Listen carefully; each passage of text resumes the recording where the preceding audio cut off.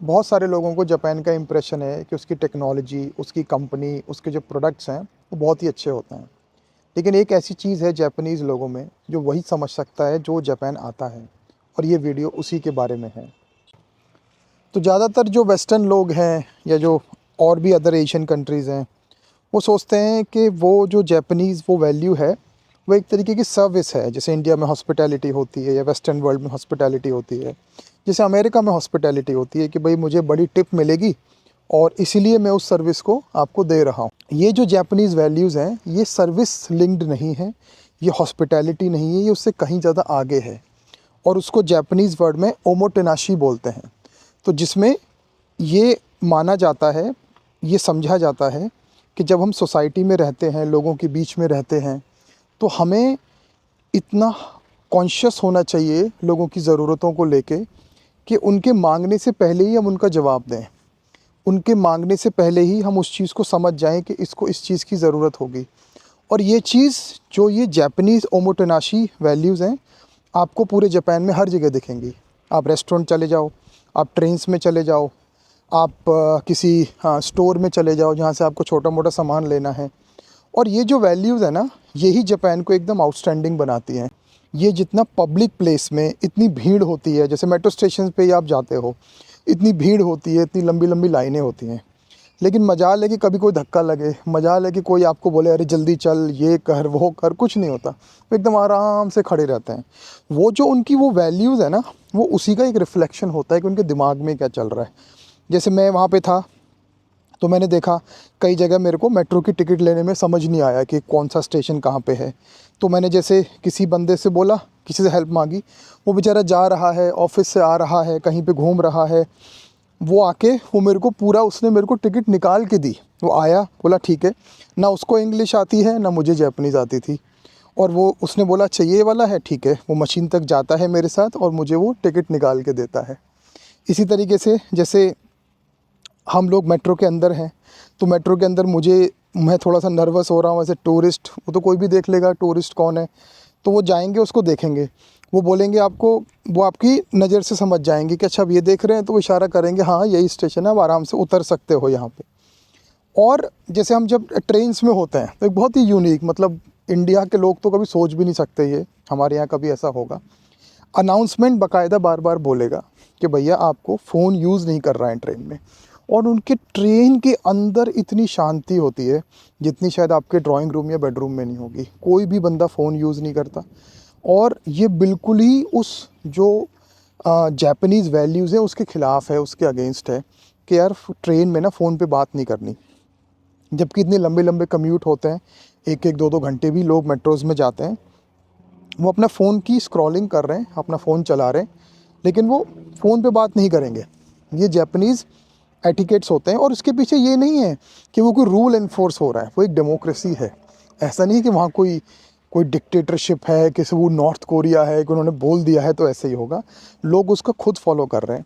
और ये जो ओमोटेनाशी वैल्यूज़ हैं, इसकी एक हिस्ट्री है करीब 500-700 साल पहले। तो एक उसमें टी पॉट कल्चर, एक टी पॉट कैफ़े से ये शुरू हुआ। तो वहाँ के एक ज़ेन, एक गुरु कह लो, ऋषि कह लो उनको। तो उनका क्या था कि जैसे एक टी, जैसे हम लोग चाय पिलाते हैं ना किसी को घर पे लाके, तो उनका क्या था कि वहाँ पे जैसे ग्रीन टी पीते हैं लोग जापान में, वहाँ पर मतलब दूध वाली टी का उतना फैशन नहीं है। तो वो 4 लोगों को बुलाते हैं, वो जापानीज़ जो टेबल होती है नीचे वाली, उस पे बिठाते हैं, और जिस तरीके से परफेक्शन से उसको चाय पिलाते हैं, तो वो अपने शिष्यों को ये सिखाना चाहते हैं कि how to care for others. तो उसमें बहुत छोटी छोटी चीज़ें होती हैं, जैसे जो कप का सुंदर वाला हिस्सा है वो आपके गेस्ट की तरफ रहेगा। आप बहुत ही परफेक्शन से चाय को मिक्स करेंगे और उन्हें पिलाएंगे, और कोई बात नहीं करेगा, बिल्कुल सब शांति है। तो वहाँ से वो कल्चर ना धीरे धीरे डेवलप हुआ। और सेकेंड वर्ल्ड वॉर के बाद पर्टिकुलरली जब जापान पूरा बर्बाद हो गया, डेसिमेट हो गया, तो जापान के लोगों को ये समझ में आया कि यार जो हमारी एकता है, जो हमारी ये वैल्यूज़ हैं, हम उनको अपने कंट्री को परफेक्शन करने में करते हैं। तो उनकी जो वो ओमोटेनाशी की जो एक फ़ीलिंग है, वो फ़ीलिंग ये नहीं है कि उन्हें टिप चाहिए, ना उन्हें थैंक यू चाहिए। उनको ये रहता है कि समाज में सब लोग हमारे साथ हैं और हमें सबका ध्यान रखना है। जैसे मैं आपको छोटे छोटे एग्जांपल बताता हूँ कि वो जो ओमोटेनाशी की जो वैल्यूज़ हैं वो कहाँ रिफ्लेक्ट होती हैं।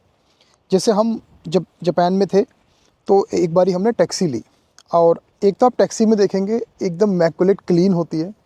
वो जब टैक्सी ड्राइवर आपके लिए आता है तो ऑटोमेटिक आपके लिए गेट खोलता है और ऐसे ना झुक के बाव करता है, इतना रिस्पेक्टफुल लगता है। और टिप नहीं मांगता, कोई थैंक यू नहीं मांगता। और जब आप टैक्सी से उतरते भी हैं तो वो ऐसे उसकी छोटी सी ट्रे होती है, उस ट्रे में वो उस मशीन को रखेगा। अगर आप कैश दे रहे हैं तो फिर से बेचारा बाव करेगा। और हमेशा ना वाइट ग्लव्स पहने रहते हैं टैक्सी ड्राइवर, लाइक उनको इतनी परफेक्शन है कि वो ग्लव्स पहन के ना गाड़ी चलाते हैं, बढ़िया सूट बढ़िया शर्ट वो जैसे करते हैं। तो एक इस वाले केस में हमारे साथ क्या हुआ, हमने टैक्सी ली और उसको इंग्लिश उतनी आती नहीं थी। हमने समझाया कि हमें यहाँ जाना है, और चूंकि मेरे फ़ोन में वो जैपनीज़ उस समय कन्वर्ट नहीं हो रही थी, शायद उसको इंग्लिश नहीं पढ़नी आती होगी। तो थोड़ी देर वो सोचता रहा कहाँ जाना है, फिर मैंने इशारे से समझाया, फिर मैंने मैप से समझाया, तो वो चल गया। फिर वो चलने लगा। जब हम वहाँ पर पहुँचे तो हमारा कुछ ऐसे बना 2200-2300 येन कुछ उसका भाड़ा बना, तो बहुत दूर नहीं था। तो मैंने बोला, मैंने कहा मैं दे रहा हूँ। तो मैंने पहले उसको 1000 के इसमें से निकाल रहा था पैसे, और वो सिक्के निकाल रहा था। तो उसने बोला ऐसे करा मेरे को, मैं समझा नहीं, पता नहीं क्या कह रहा है। तो मैंने उसको, जैसे 2000 के नोट थे, मुझे फिर सिक्के देने थे 200-300 जो और थे। तो उसने कहा नहीं ज़रूरत नहीं है, आप बस 2000 ही दे दो। क्योंकि उसको ये लगा कि मेरी वजह से इनके ना थोड़ा सा 30 सेकंड 40 सेकंड 50 सेकंड ना टाइम ख़राब हुआ है, तो मैं इनसे अब उतने पूरे पैसे नहीं लूँगा। और ना उसने कोई टिप मांगी, ना थैंक यू मांगा। और उसने फिर से किसी ना अपनी बॉडी लैंग्वेज से अपोलोजाइज़ किया कि उसको आता क्यों नहीं था वो इंग्लिश में पढ़ना, जो मेरे होटल का एड्रेस था या जो भी जहाँ पे मेरे को जाना था। तो ये मेरा पहला एक एनकाउंटर था इस जो ये जापानीज़ वैल्यूज़ से। और रेस्टोरेंट का तो मुझे एकदम ही बहुत ही यूनिक कॉन्सेप्ट लगा। मतलब मैं तो कभी सोच ही, वो तो न्यूजीलैंड तक में नहीं होता है। जैसे जापान में क्या होगा, बहुत छोटे छोटे कैफ़ेज़ होते हैं, बहुत सारे रामन शॉप, सुशी शॉप्स, वो सब होते हैं। तो जैसे 10 लोगों की, 12 लोगों की, 20 लोगों की जगह होगी बैठने की। तो वहाँ का जो कॉन्सेप्ट है, या जो ओमोटेनाशी की जो वैल्यूज़ हैं वो वहाँ तक आपको रिफ्लेक्ट करती हैं। तो उसमें क्या होता है, जैसे मैं एक यूज़र हूँ, तो मैंने जैसे अपना ऑर्डर किया, मैं टेबल पे बैठा, मैंने अपना रामन सुशी जो भी मैं खाना खा रहा हूँ मैंने खाया। उसके बाद जब मैं खाता हूँ तो 2-3 चीज़ें बड़ी यूनिक लगी। पहले क्या होगा, आपको ट्रे वापस करनी है। अच्छा, उसमें भी 2 कॉन्सेप्ट्स होते हैं कि जो टिश्यूज़ हैं, जो वैसी चीज़ें हैं जो बिन में जानी है, मैं ट्रे लेके जाता हूँ, वो सब चीज़ें मैं उसमें फेंक देता हूँ। उसके बाद वो ट्रे, वो बर्तन, वो सारी चीज़ें मैं उठा के, वहाँ पर लिखा रहता है रिटर्न ट्रे, अब यहाँ रिटर्न ट्रे करो। और फिर जो टेबल होती है ना, वो जो काउंटर जैसे हो रहा है जहाँ पे सब कॉन्डिमेंट्स और वो सब चीज़ें रखी रहती हैं, उसमें एक गीला कपड़ा जैसा होता है। तो केवल टिश्यू नहीं है, गीला कपड़ा प्रॉपर यूज्ड और ये अनयूज्ड। तो उससे लेके आप टेबल को ना पूरा साफ़ कर देते हैं ताकि अगली वाले को वो दिक्कत ना हो। वेटर वहाँ होता है, लोग उनके भी अपने होते हैं, लेकिन ये एक एक ओमोटेनाशी वैल्यूज़ हैं जापानीज़ लोगों की कि यार उसको ना दूसरे लोगों के लिए साफ़ कर दो। इतना ज़्यादा वो लोग इस चीज़ के लिए कंसर्न्ड होते हैं, और उन्हें ऐसे सिखाया जाता है लाइफ में कि हमको दूसरे के बारे में सोचना है, हमको हमारी वजह से कभी किसी को दिक्कत ना हो। ये ऐसी वैल्यूज़ है, मैं आपको बता रहा हूँ, जापान के अलावा पूरी दुनिया में आपको कहीं देखने को नहीं मिलेगी। और लास्टली जो मैंने वहाँ के वॉशरूम्स में देखा, पब्लिक टॉयलेट्स, जापानीज़ अपनी टॉयलेट्स के लिए पूरी दुनिया भर में फ़ेमस है। और वो ओमोटेनाशी वैल्यूज़ वहाँ भी होती हैं। आप जापानीज़ टॉयलेट में जाओ तो एक तो वहाँ पे टिश्यू पेपर, बाकी स्प्रे वगैरह सब साफ़ करने का एकदम इमैकुलेट होता है, आपको लगेगा ही नहीं आप पब्लिक टॉयलेट में हो। और जो वहाँ की ये जो वैल्यूज़ हैं वो उसमें ही भी रिफ्लेक्ट करती हैं। आपने टॉयलेट यूज़ किया, आप उसे बिल्कुल ऐसे क्लीन कर देते हैं अगले लोगों के लिए, कहीं पानी गिर गया है, कहीं साबुन फँस गया है, कुछ टॉयलेट पेपर आपका इधर-उधर हो गया है, वो उसको ऐसे ऑर्गेनाइज़ करते हैं ताकि अगले वाले को ऐसे लगे कि वो फर्स्ट यूज़र है वहाँ पे। और ये चीज़ मतलब वेस्टर्न वर्ल्ड अपने आप को बहुत सिविलाइज्ड कहते हैं, जब वो जापान जाते हैं उनको वहाँ जाके और ये लगता है कि यार ठीक है, हमारी टॉयलेट्स बहुत अच्छी होती हैं, जब वो जैसे इंडिया वगैरह से जब हम कंपेयर करते हैं। लेकिन जापानीज़ जो टॉयलेट्स एटिकेट्स हैं वो अगले लेवल पे होती हैं। आपको पब्लिक टॉयलेट ही नहीं लगेगा कि ये पब्लिक टॉयलेट है, लगेगा ही नहीं यार, इतने सारे अनजान लोग इसको यूज़ कर रहे हैं। और जैसे जो एक फीलिंग होती है when you are in public, अरे मुझे क्या करना है, मैंने यूज़ किया, इसको फेंको, उसमें ऐसा बिल्कुल नहीं रहेगा। ये एक ट्रायल होता है, बहुत सारी इस पे वीडियोस बनती हैं, और ये एक ऐसी चीज़ है जो आपको बहुत ही फैसिनेट करेगी जब आप जापान में आते हैं। तो दुनिया ने दुनिया के देशों ने बहुत प्रोग्रेस की है, बहुत तरक्की की है, बहुत बड़ी-बड़ी कंपनीज़, इनोवेशंस किए हैं और जापान उनके लिए बहुत दुनिया में फ़ेमस है। उनकी बड़ी-बड़ी कंपनी सोनी से लेके, टोयोटा से लेके, मित्सुबिशी, न जाने हज़ारों कंपनी हैं, जो जापानीज़ परफ़ेक्शन को दर्शाती हैं।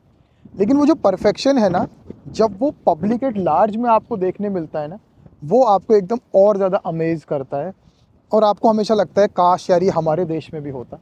और ये जो ओमोटेनाशी वैल्यूज़ हैं, ये उन्हीं के रिफ्लेक्शंस हैं। जैसे मैंने आपको टॉयलेट्स का बताया, रेस्टोरेंट्स का बताया, स्टोर्स का बताया कि भाई इतनी शिद्दत से दूसरे की हेल्प करो, उसके बारे में इतना कंसर्न्ड रहो कि उसको ऐसा लगे ही नहीं कि वो किसी पब्लिक प्लेस में है। हम वहाँ थे इतने दिन, हमें ऐसा लगा जैसे एक बड़ा परिवार है। ये सब लोग हमें कहीं न कहीं जानते हैं, जबकि हम अनजान थे, उनकी भाषा भी नहीं बोलते थे और उस चीज़ ने इतना ज़्यादा एक तरीके से इमोशनल ही बोल सकता हूँ, इमोशनल जैसे कर दिया कि यार ये तो बड़ी अच्छी जगह है। और फिर मैंने उसके बारे में बहुत पढ़ा और मुझे ये रियलाइज़ हुआ कि ये केवल यार टिप लेने के लिए नहीं कर रहे हैं, कोई थैंक यू लेने के लिए नहीं कर रहे हैं और जैसे आज होता है कि हाँ भाई गूगल पे रिव्यू लेने के लिए नहीं कर रहे हैं, उन्हें कुछ नहीं करना। उन्हें ये नहीं सिखाया गया है कि ये तुम इसीलिए करो कि तुम्हें इसके बदले में कुछ मिलेगा। वो उससे एक अगले लेवल पे है और जो मुझे लगता है ह्यूमन कॉन्शियसनेस का फाइनल लेवल है कि तुम्हें इसके बदले में कुछ नहीं एक्सपेक्टेशन होनी चाहिए, येट तुम करो। और इसलिए वो एक डिवाइन एक फ़िलॉसफ़ी निकल के आती है, जो ऐसा लगता है कि मैं बुकिश बातें बोल रहा हूँ, लेकिन मैं इतनी बार गया हूँ जापान, इतने लंबे-लंबे दिनों रहता हूँ, तो ये मैं अपने एक्सपीरियंस से बोल रहा हूँ। आई होप आपको ये मेरी वीडियो पसंद आई होगी। मैं कोई एंटरटेनर या फैक्ट्स नहीं बताता हूँ, अपना नज़रिया, अपना अनुभव आपसे शेयर करता हूँ और इसी तरीके के और अनुभव लेके मैं आपके साथ आता रहूँगा। मिलते हैं नेक्स्ट वीडियो में।